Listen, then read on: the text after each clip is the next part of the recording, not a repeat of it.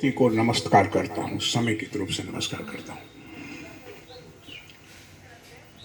जनवाद, साहित्य और राजनीति। पहले जनवाद को हम समझने की कोशिश करते हैं। जन से जुड़ा हुआ जो इज्म है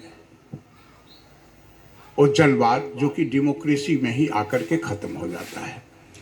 पूर्व के वक्ता ने कहा 10,000 साल के इतिहास की बात।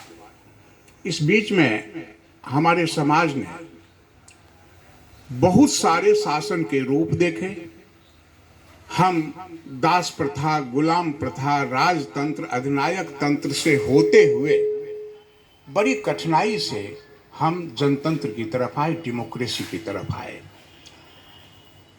ये जनतंत्र जो है, जनवाद जो है, वो हमारा स्वभाव है, हमारी स्वतंत्रता की बात करता है। जो जनवादी चेतना है वो हमें यह सिखाता है जो बिना जाति, भेद, धर्म, गरीबी, अमीरी, रंग इत्यादि का बिना भेद किए हम समाज में सब मिल करके रहें और एक दूसरे की इज्जत करें, एक दूसरे का आदर करें। लेकिन कालक्रम में होता है क्या, जो पूंजीवाद का एक अपना खेल चलते रहता है, सत्ता का एक अपना खेल है।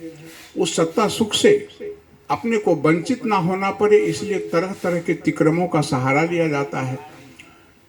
और ये जनवादी चेतना हमारी बार बार खंडित होती है, कमजोर पड़ती है।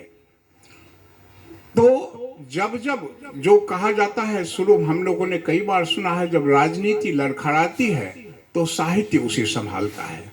जनवादी चेतना की जरूरत यहाँ पड़ती है। जब राजनीति लड़खड़ाने लगे तो साहित्य उसे संभालता है। हम जब साहित्य की बात करते हैं तो हितेन सहितम साहित्यम, जो जिसमें समाज का पूरा हित भरा हुआ है, तो वही साहित्य है। और